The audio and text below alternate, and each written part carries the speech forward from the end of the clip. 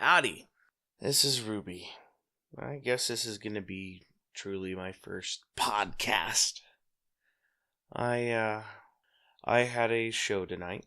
We were doing War of the Worlds, which is a very comedic version of War of the Worlds. And it's been localized to Big Fork and Woods Bay in our particular area here. And I am the sound guy, which is part of why I'm doing this little podcast doohickey here. But I had an interesting evening.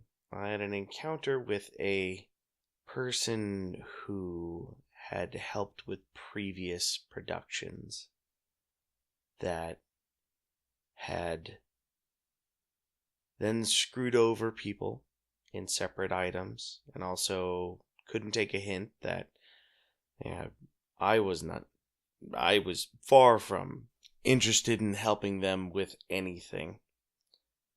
And they came up to me and wanted to inquire about my status as having a license to do sound, and asking me if I wanted to do another show for them, I guess.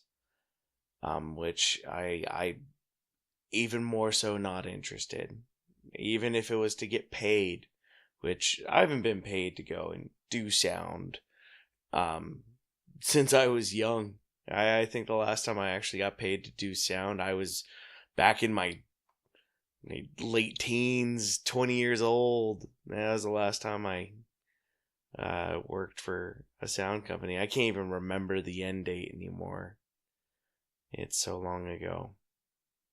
But yeah, everything I know now I've learned on the job, and I've been doing plays with the Big Four community players, doing their sound because I was the guy who had spent more time than everybody else around a soundboard, even though the majority of my experience previously had been moving them from in a truck to a pile so that it could be set up, and then I'd run around setting up all the speakers, and somebody else would be the sound engineer and get everything set up. So from there I had to pretty much learn everything from the roadie side to the actual running a mixer, being able to set up a sound system, understanding XLRs, understanding how microphones work and how signals are done. And then, most recently I've started playing with compressors and everything like that to try to go and improve the sound quality of our productions, at least for the audience's concern. Actually, that's the whole point. Everybody's there for the audience, and that's how I look at it.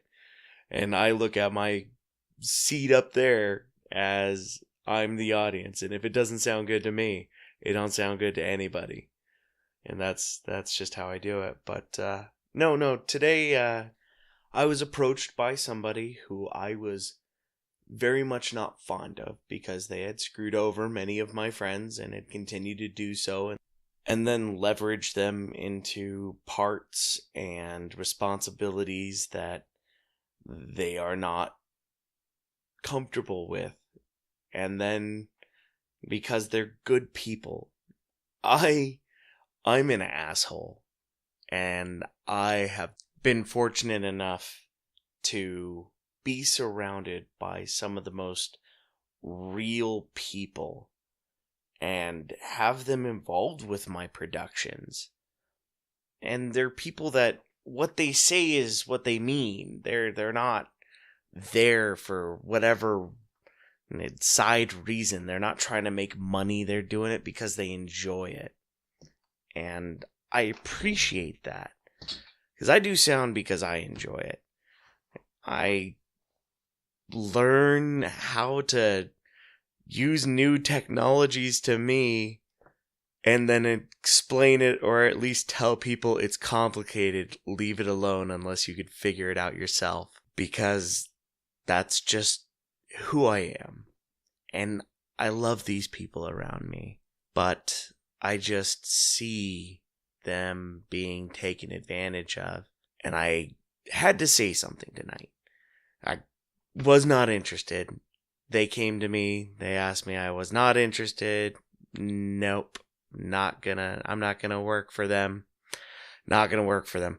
And I walked away because I have this problem that if I truly am getting angry, I can't talk.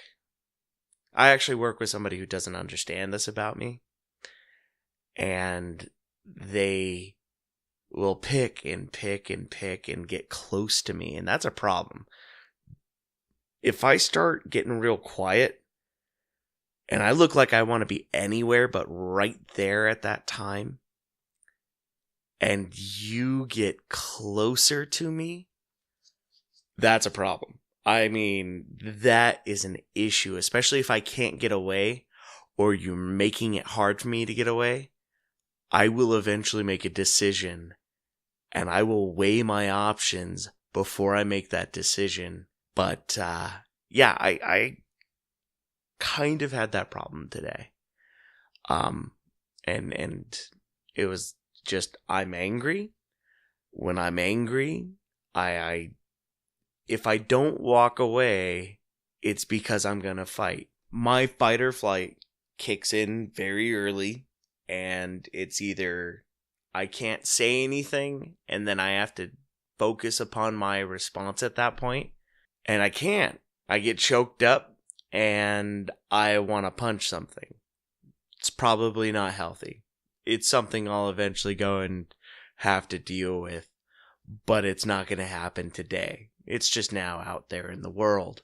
So, hey, anybody listening that deals with me on a daily basis, if I get really quiet and you're trying to ask me about something really super serious that I might not want to go and deal with, but you keep on forcing me on it, I don't want to deal with it. Really. You get in my face about it, I'll get in your face. That's just the damn truth about it. And I've dealt with a lot of sad things, and I kind of get the same way about really sad things, so make sure you know the distinction between them. And random things make me really sad. I think about shit all the time because we're alive, and this is a movie that doesn't stop until it's over, and it's constantly going. And this is really turning into a big conversation about who I am.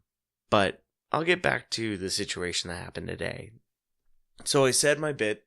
It was over real quick, like 20 seconds. No, I'm not interested. I'm not interested. Flies by in a millisecond in my brain. Because the whole time, my upper consciousness is at the controls going, don't hit a person. Don't do that. That is a bad way to end what would otherwise be a good night because you had a show. And I walk away. Well, apparently, when you call somebody out on their shit a little bit, and that you are less than interested in working with them, they start to ask other people why you did that. Yeah, kind of a shitty thing for me to do. Now, they didn't follow me down. They continued to go and ask the people that I know, which I apologize to everyone that I know that was there for putting you all into that position. It was not my intention, nor do I like to go and do that kind of thing. That's how I respond. And I apologize. I truly do apologize for doing that. But I can't take it back. It's out there. I started something, and now hopefully that conversation might take place now that somebody's been a little bit more open about it. But I'll probably pay for it. 'Cause I always do. Well, that was my first attempt at a podcast.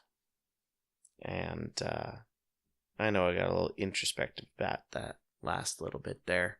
But that's because that's who I am. I'm always thinking on the inside, what's going on? Why did I do that? What do people think about me in the end? And how does it affect everybody afterwards in the long term? But I don't really think about that at the moment. I impulsively go and come up with answers and solutions to things because I believe that it needs to be taken care of in that way at that very moment. And nobody but me has the answer for what I need to go and do. So I just do what I do. If I could have a chaperone that kept me away from possible shitty decisions, I would love it. I think we all would. I think if we all had a chaperone that kept us from shitty decisions, we'd all be millionaires, to be perfectly honest. But my conscience, which is my personal chaperone, decides to make me an illiterate when I get angry, and then make me think of walking away. And if I can do that, I do that, because that's what's safe for me. Alright. You all have a good night. If anybody listened to this, that's really cool. If nobody listened to this, that's perfectly fine as well. If anybody listened to this all the way to the end, the secret word of the day is supercalifragilisticexpialidocious.